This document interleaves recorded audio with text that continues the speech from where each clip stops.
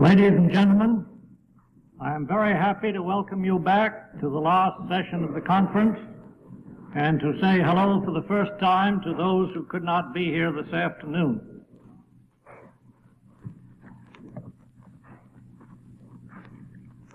I suppose to each of us communism has a different connotation.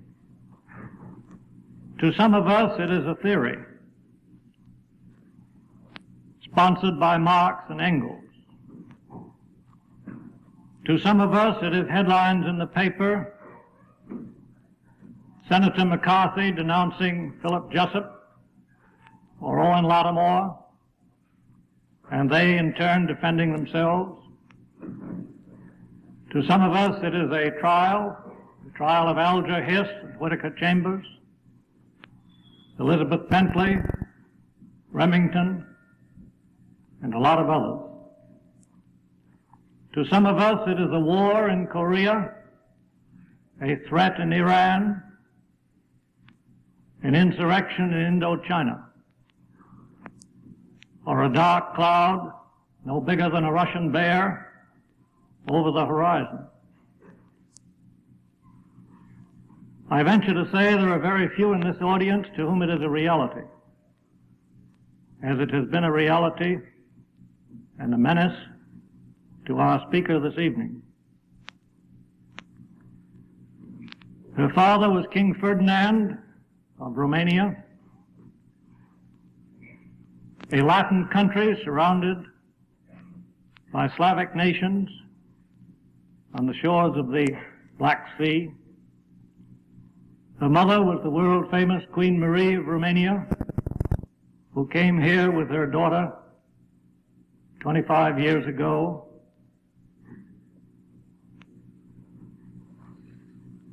She grew up in Romania. She went to school in England. She married the Archduke Anton of Austria and went to live in Austria in the early 1930s. She lived for 6 years in Austria under Nazi domination and then returned to Romania for 4 years more under the communists. She was expelled from Romania by the communists in 1948. I think you can understand why she has chosen as the title of her lecture, "I Saw It Happen." She has recently completed a book on her experiences under the Nazis and the communists, a book which will be published in January by Reinhardt. But no book can possibly hope to reproduce the sense of immediacy as the Princess Ileana of Romania tells how she saw it happen. I have the very great honor of introducing Princess Ileana of Romania.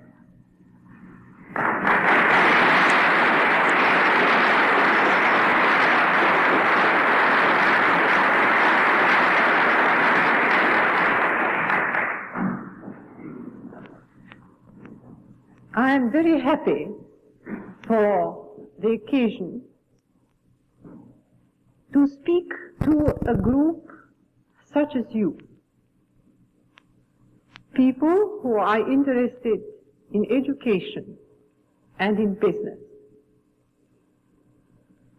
This combination is interesting to me because I know that they are the two factors that are most annoying and are most attacked by the communists. Naturally, they are against capitalism. And their reason for this is a very simple one. Because capital gives freedom, it permits individuality. Education gives freedom of mind, it widens horizons, it gives contact with other worlds, with other thoughts, gives us the possibility of comparing, of weighing differences between right and wrong. These are things which the communists must destroy if they want to get their world dominion, which is the thing they are seeking for. They are interested in destroying the individual thought, the individual activity of each person, so that there should exist only one thought, one mind. Singleness of mind is the thing that has always interested me, and I've often wondered how one can best reach it. Evidently, this thought has been the thoughts in the communist mind too. And they have reached this singleness of mind. And if we want to understand them, if we want to see the real danger that they represent, we must begin by understanding this, that through oppression they have managed to reduce the people to having no thought at all. Therefore, when they really move like one man, for only one man thinks. They have managed to destroy thought through education or the lack of education, and through the way that they have been able to paralyze any kind of private undertaking. To make this clearer to you, I must explain to you that in Romania, as far as a country which had so very little time in which to develop and to apply its principles, it has reached a very high standard of democracy and of individual freedom. When my father came to the throne in 1914, at the beginning of World War I, it had been in his mind to give the land, the arable land, to the peasants who worked it. But because of the war, this was not possible to him.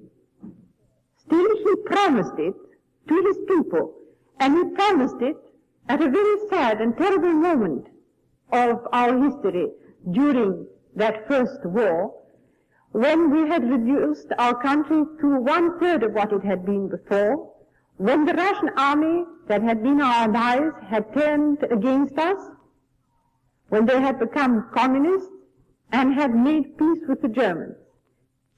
At this moment of the lowest ebb, when we had lost everything, my father still promised the soldiers that on the day of our return, on the day of our triumph, the land for which they had fought would be theirs.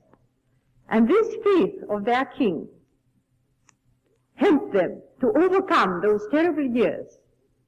And with the success of the Allies, we had our triumph too. Romania became large and united. From 7 million people, we became 18 million. And to these, as the kings promised them, the ground was divided up amongst them. So that when the communists took over, only 15% of the arable ground was in the hands of the big landed proprietor. And the big landed proprietor was not allowed to possess more than 500 acres. Romania, apart from Bulgaria and Yugoslavia, were the only countries where the percentage of the landowner was so low. In England, it's interesting to know, they have 63%. Czechoslovakia, considered one of the most democratic countries, 45% was in the hand of the landowners. In Romania, only 15%. The same thing with the factories, with all commercial enterprises. There were more one-family affairs. There were only 101 factories who had over 500 workmen. The others varied between 5 to 20. So that of the entire population, only 10%, and that included the armed forces, were receiving the salaries. The others were working for themselves. You will see, therefore, that in such a country, communism had no real appeal. And therefore, according to Anna Parker herself, when she took over, there were only 1,000 members in the Communist Party out of a population of 18 million. Now, how did they go about doing this? Naturally, they had the advantage of coming in as an invading army and of occupying the country by force, of disrespecting quietly and without any kind of compunction or shame any of the promises they gave, so that their first thing was to put their hands upon communications, that is to say, railways and the post. Then they put their hands upon the food and upon the ammunition. The soldiers were obliged to disarm. Therefore, the country was entirely in their hands. Yet it was not so easy to break it down, because as each man had his own field and his own cow and his own possibilities of livelihood, he was not dependent upon the state. The trade went on between all these small manufacturers, between each other. They could barter when money became of no value. They could exchange goods. So they were confronted with the problem of breaking down this good understanding and the self-sufficiency of the people. To do this, they started, as they always do, with the workmen in those factories which employed a greater number of workmen, by getting them to demand higher wages, by convincing them that they should demonstrate. The factory owner was obliged to pay the workmen while they were demonstrating. So not only were the factories brought to a standstill, but the workmen had to be paid as well, so that the losses during those days were immense. Most of the workmen who were forced to go out, because they were forced to go out, very often with armed forces, didn't even know why they were going out, or what they were protesting against, or what actually they were demanding. I have seen many of these unfortunate people driven out of their factories, made to march for hours through the streets, women who were anxious to get back to their children, who were anxious to return to cook for their husbands, obliged to trudge for hours, shouting things they did not understand, carrying effigies of people they had never heard about, and being told that this was going to bring for them their great happiness. The workmen on the whole resisted. I remember one thing in the big factory, aviation factory in the town of Brasov. The workmen there were given the pictures of Karl and Marx and Lenin and Stalin and so on to carry out into the streets. And they tore them down and they tried to put the effigy of the king instead and carry that out. And it ended in a very great battle. I know the truth of this because I myself have cared for in my hospital for many of those who were wounded in these fights, so that I know it from first-hand information. I am very careful not to repeat or to tell you anything which I myself have not seen or have heard from people I can absolutely trust. After this first disruption of the regularity of work, they insisted upon the workmen asking for higher wages, and a price ceiling was set for the manufactured goods, which in no way could cover the expenses of the factories. After this, if the factory didn't go into debt, a commission was instituted to find out if all the taxes had been paid as they should have been. Every possible mistake was found, looked over, and translated into a terrible offense, so that very few of the owners escaped going to prison for this reason. If they did escape this one, then further difficulties were put into the way of the factory. For instance, they could not get the material they needed for working. And still, they were forced to produce the finished article. When they were unable to produce this article, then they were considered saboteurs. And therefore, he landed in prison for the third time.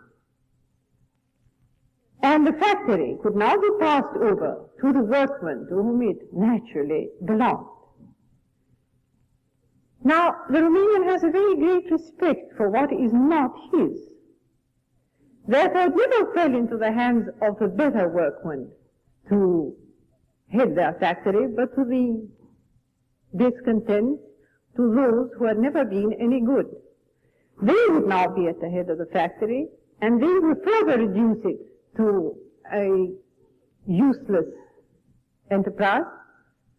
And once that had happened, then the government would come in and say, you see, you have not been educated. You poor, benighted people who have been brought up in darkness and lack of knowledge, of course, you do not know how to run a factory because you have not yet learned. Therefore, let us, who represent you, take over and run the factory for you. They would then walk in with their men trained in Russia, who then took over the factory. And the first improvement would be to tell the workmen, now, my dears, you have been badly treated. You have been paid by the hour. So unjust. You should be paid by the work that you have done. And then they would say, now let us see what each one can produce. And at the beginning, each one was paid according to the work he could accomplish within one day. Then they tried to find who produced most. Then that was set as the normal standard of what a workman had to produce in one day. If he was unable to produce that, then his pay was reduced, or he was obliged to work more hours, so that we found the workman from 8 hours working 10 hours, 12 hours, 14 hours, 16 hours. Then came another thing. The factory needed repair. The party needed a new house. The party wanted to bring out a newspaper. Of course, the workmen were enchanted to give their labor free. Therefore, they worked on Sundays also, free, unpaid, and unfed. If they refused to do this, or they tried to go to another factory, or find work somewhere else, they couldn't, you see, because all the other factories had also come into the hands of the state. They were always trying to find work from the same master who refused to give them work at any other terms but the terms that were convenient to them. I remember when I left home, as we were leaving in a train which was put at our disposal by the government and naturally manned by government men, therefore people of confidence, very soon that wall of resistance between us melted, and I found them talking to me as they always had talked before, with confidence, and telling me all their sorrows and all their difficulties. And these men told me how they were obliged to work with not only the noise of the machinery around them, but the eternal sound of the radio in their ears. And that when that was finished, they had to go to a meeting. And when they had finished with the meeting, they had to go to a demonstration, or they had to go to some movie, or they had to go to something. Anyway, till they were so tired that they simply felt that no resistance was left in them at all. They had nothing more to resist with. They would return home with the only thought of getting to bed and lying down and to be able to give their hungry families something to eat. And there it was now that they held them through the food. Because those who do not work could not have ration cards, and those who have not ration cards cannot buy any food, because although there is such a thing as an open market, their salaries are much too low to be able to buy anything that they may need. An ordinary workman's salary of 1 month is sufficient to buy a pair of shoes for one of his children. Therefore, he is dependent upon the work he can get. If he is not found honorable enough to be able to work, and he is refused work, he becomes a beggar. And when he has become a beggar, he is a shame to society. And then the state comes and fetches him and forces this lazy man to work. And so are populated the forced labor camps that work upon the roads and the canals. With the peasants, it was another way that they worked, because the idea of kolkhoz or free will to kolkhoz had no effect at all upon them, because each man having his own ground and having heard of these inventions were strongly opposed to it, and so that it would have been an absolute impossibility to force them to do it. Therefore, they said that the war debts were so great that the people had to pay back Russia in certain quantities. And they had to give, for instance, according to the size of their farms, between 50 to 75% of their product. Now the Romanian peasants, through many, many generations of persecution, has learned to hide part of what he produces. That worked all right the first year. But it didn't work the second year, because naturally this was discovered.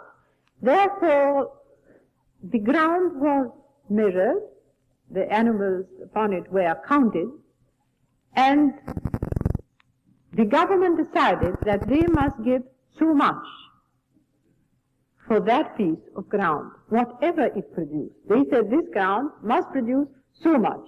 Of this you shall give us 75%. Then there was a terrible drought, and still the people had to produce the 75% that was very often over 100% of what the ground actually produced. Naturally, they could not pay it. As they could not pay it, they came into debt. Another way of getting them into debt was in paying them very badly for what they were obliged to sell to the state, because they couldn't sell it to anybody else, because nobody else had any money. They were paid, for instance, 75 cents for a bushel of corn, but they had to pay $3 for the seed. Therefore, once more they were in debt to the state, and therefore slowly the state put its hand on absolutely everything. The last and final blow, and the blow which hurt the peasant most of all, was the stabilizing of the currency. We had had a very great inflation, but the peasants still felt that mistrust of banks and put everything, so to speak, in his stocking.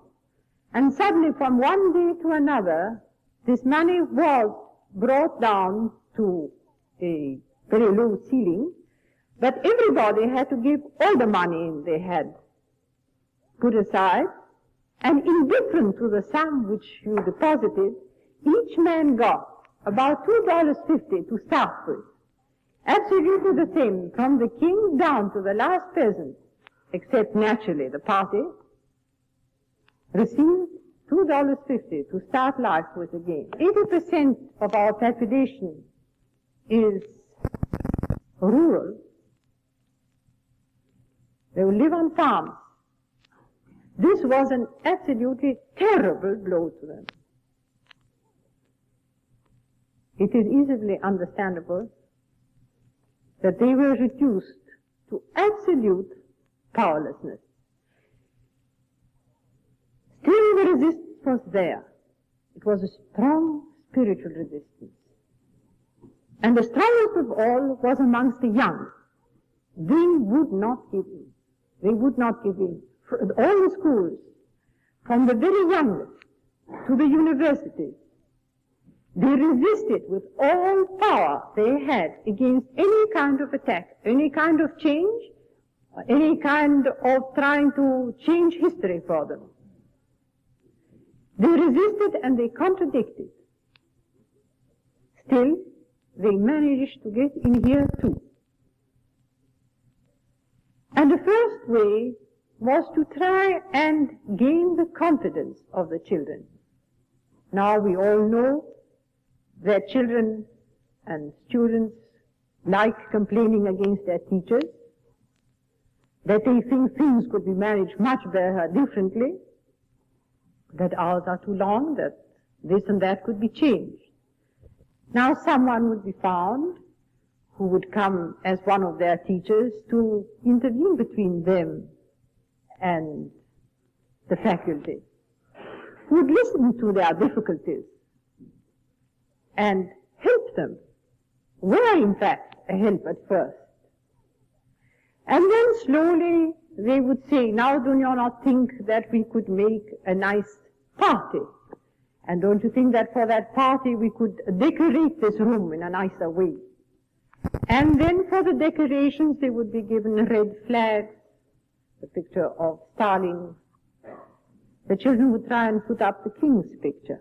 The king's picture would disappear. It couldn't be found. It wasn't there. They didn't know where it was put. Slowly, they managed to change the environment in which children had grown. Then textbooks began to disappear, because they had to teach history anew. For instance, Romania being a Latin country in the middle of, amongst all these Slavonic people, had to be taught that they never had been Latin, that they never had been a Roman colony, that to be called a Romanian because they were descendants from the Romans was a mistake. They'd never been called anything like that before. That the people had always revolted against their kings. Their kings had never done anything for them. Their independence hadn't been got for them through their kings. Oh dear, no. No, only the revolt of the poor people against those who were oppressing them had got to do this thing for them. Literature had to be purged. All good writers had to be forgotten. New ones were brought forward. Therefore, in the end, only mathematics was taught with the textbooks. In many places, for instance in our village, that the children should better understand what they were doing to them, how they must consider that it now belongs to the past, the children had to go with their history books and burn them officially in the courtyard of the school to show that that is now past and it's turned to dust and ashes. It didn't work very well. I remember one incident when I had to go to a great demonstration of our love and understanding and unity with the Russian culture in our village school, and we all sat down and we all rejoiced of how wonderful it was, and the poor headmaster had a speech shoved into his hand which he was obliged to read, the poor man, without having read it before, because otherwise perhaps he might change the word or two. And then the international was sung, and it was a great rejoicing. And then my little girl whispered to me very loudly, "Oh, Mama, are we rejoicing because the Russians are going away?"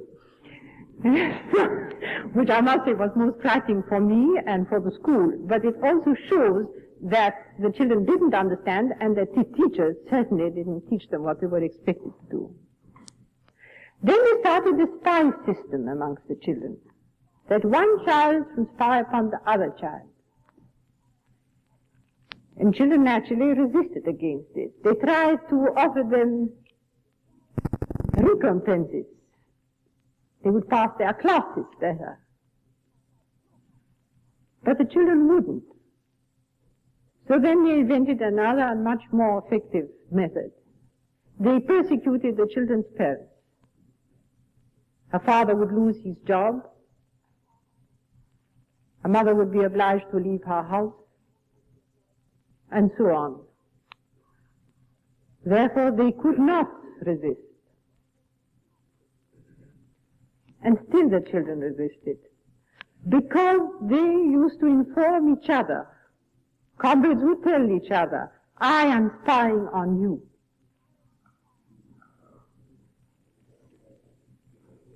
Yes, the children wouldn't.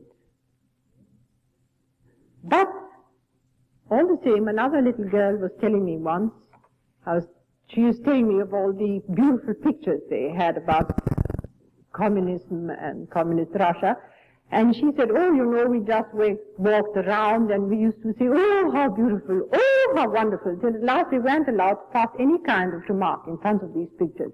Everybody had to be silent. For instance, the children would not be allowed to demonstrate. Therefore, not to demonstrate against, there was also a way of doing passive resistance. When anything communistic or Russian was mentioned, there was silence.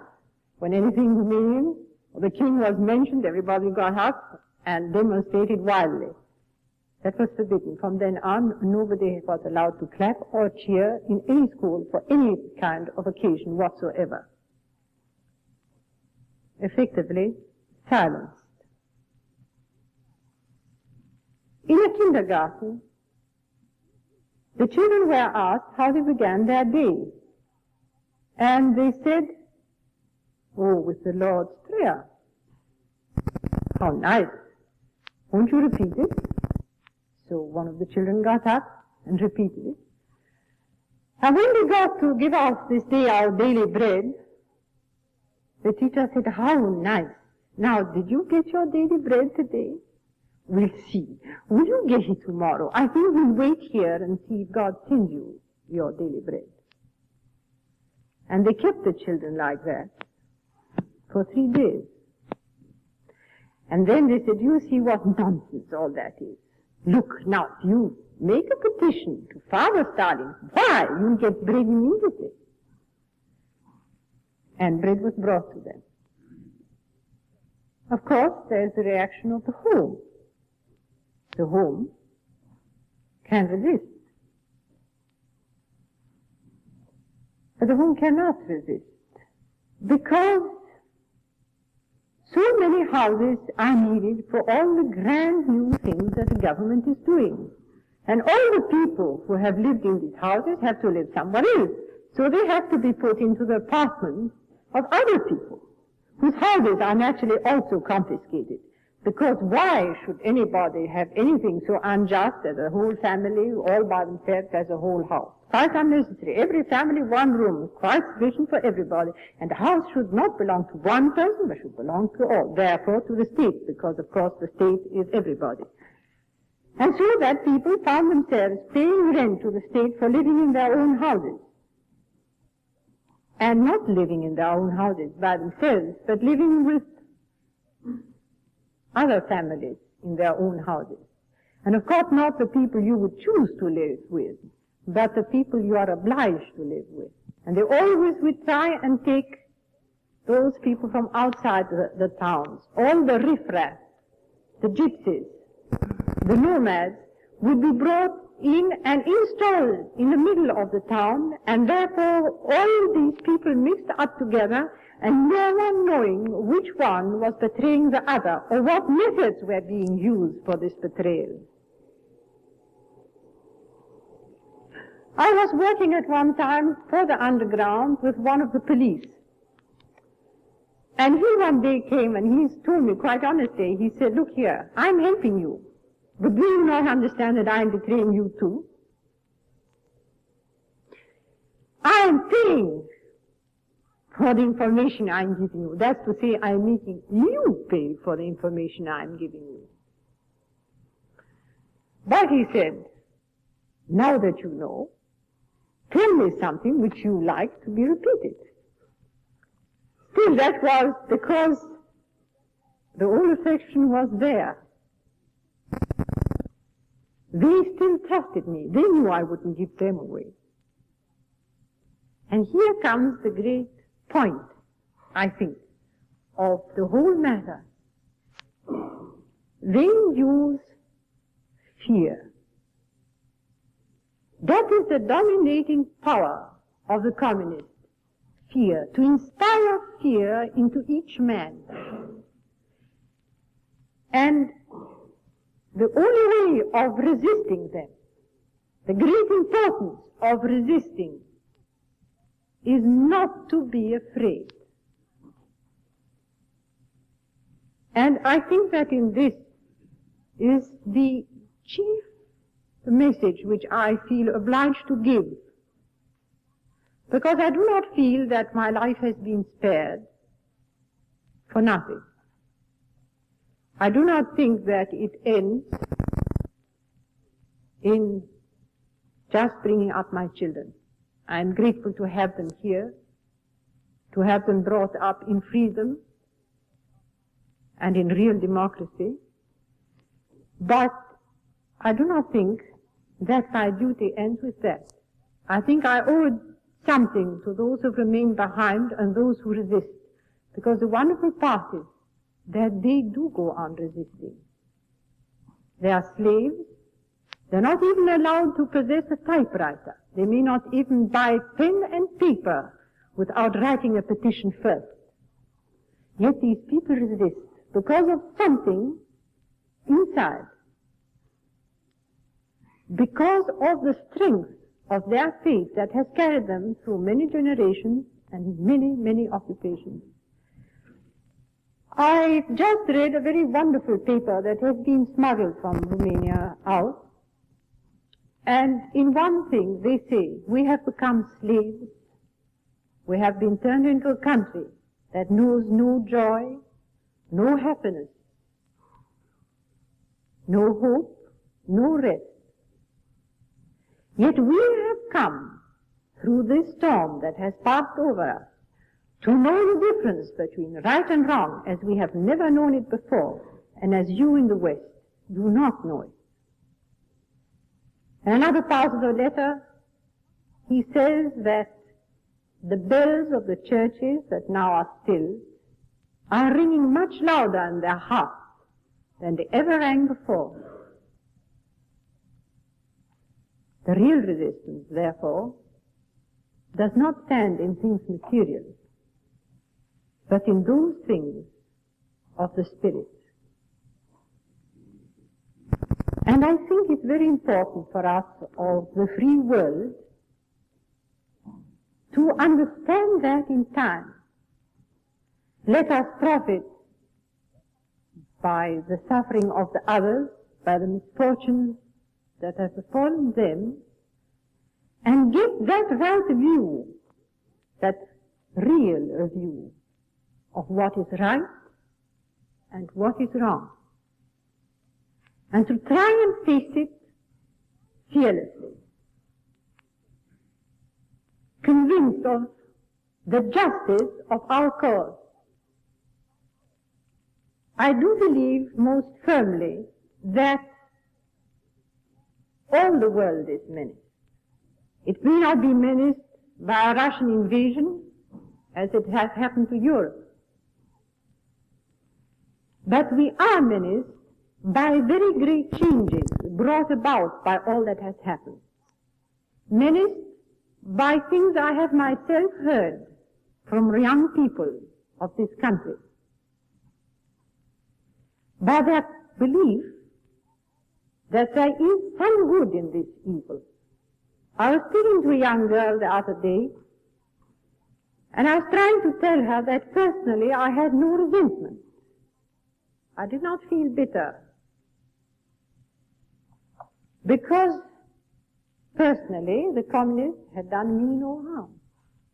I mean by that they might have taken me to Russia. They might have taken my children from me. They might have shot me. They only sent me away.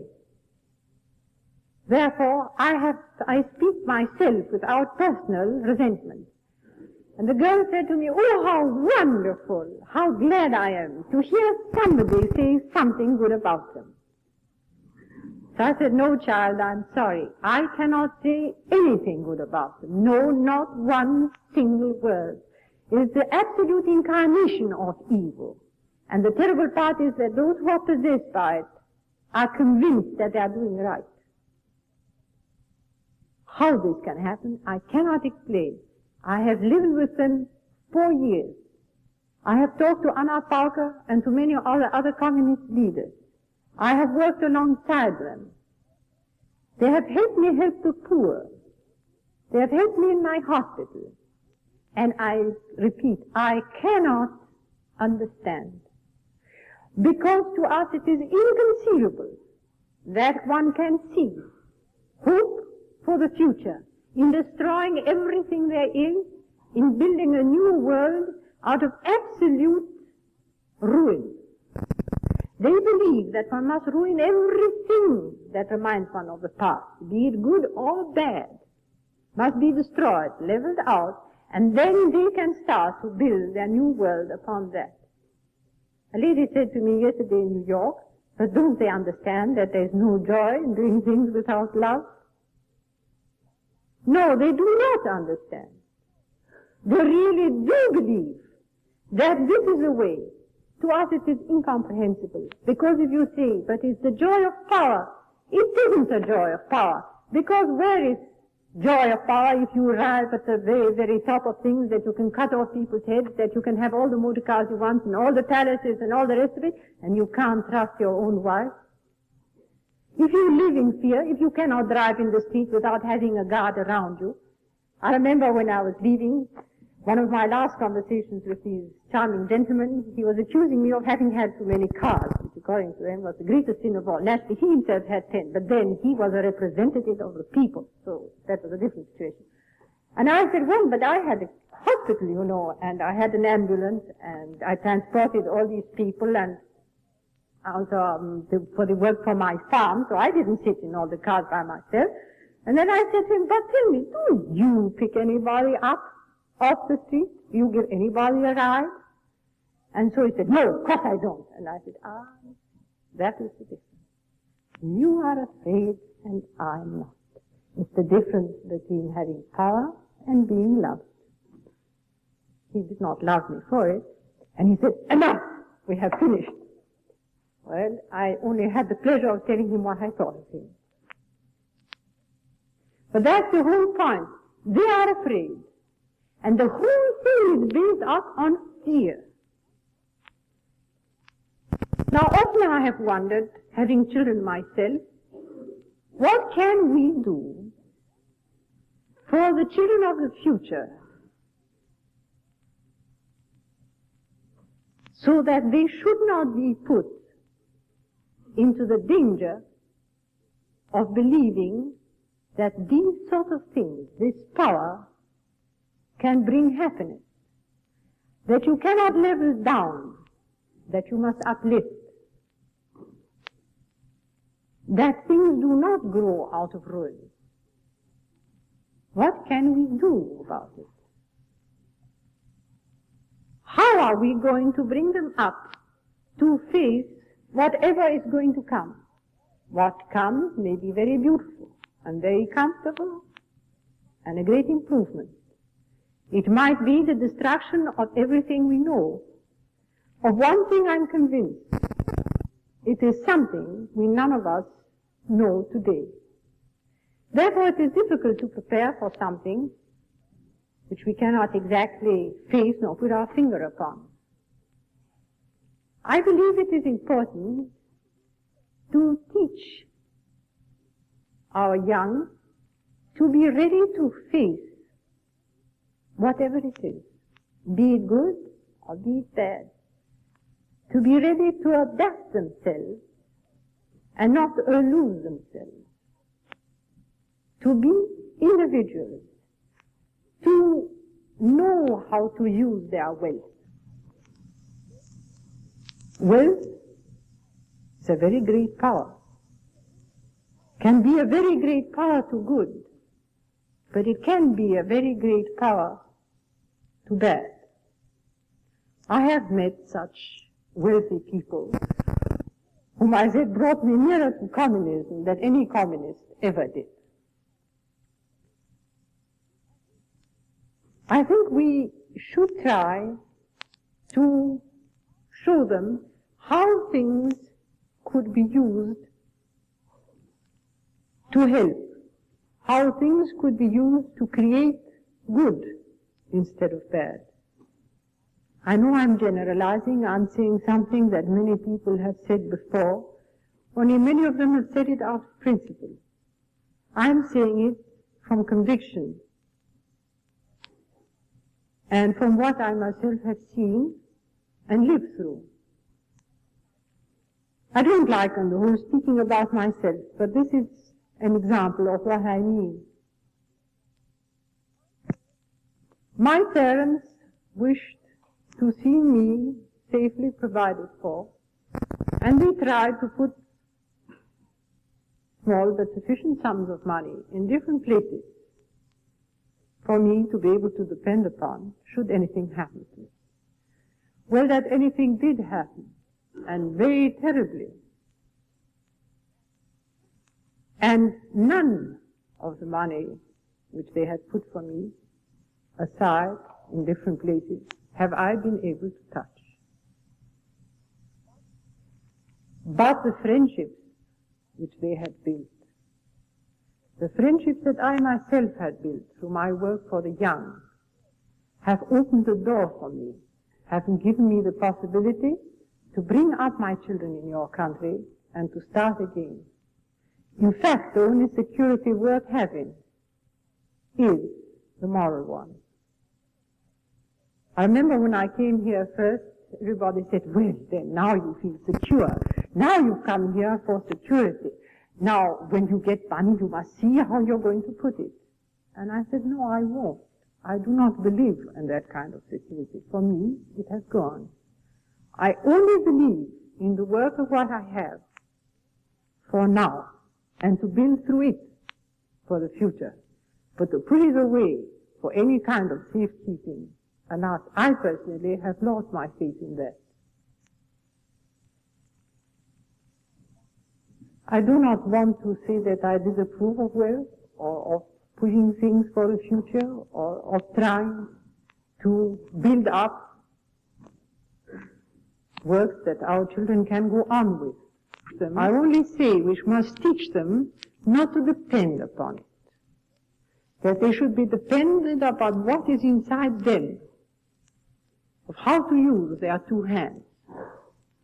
At the beginning of my losses, I came across a translation of a 3rd century writing of St. Anthony of Egypt. And in it he said, an old phrase we know so well, that we are born with nothing and can take nothing with us. But he put in one thing more, which struck me then so deeply. He said we must take into consideration that everything we receive on earth is a thing that is lent to us. It is not ours, it is lent. Therefore we should treat it with this respect we would give to anything that is lent to us and is not ours. And on the day that we are supposed, or we are obliged to give it back again, be it long before we die, let us return it with thanks. That was a very great lesson for me. And it helped me enormously to face the rest of the losses I was to suffer. I think that if we could give to our young this true feeling of the worth of material things, of respect of what it means, of the work that has gone into it, and that is the precious part of it. What we can accomplish further with that, we have done more to resist the influence that communism is trying to infiltrate everywhere in a different measure. We also would not hang on to things and mind so much to sacrifice when the moment comes. As I was telling you at the beginning, the communists have brought about this clearness of mind or lack of mind in their people through persecution